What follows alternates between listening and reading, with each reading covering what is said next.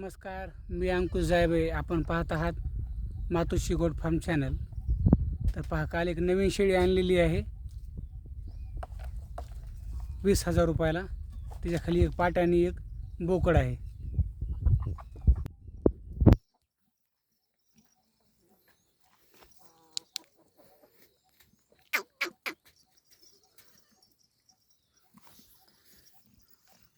तर ही पहा, ही शेळी आहे ती. तिच्या खाली एक पाट आणि एक बोकड आहे. 2-2 महिन्याची पिल्ले आहेत.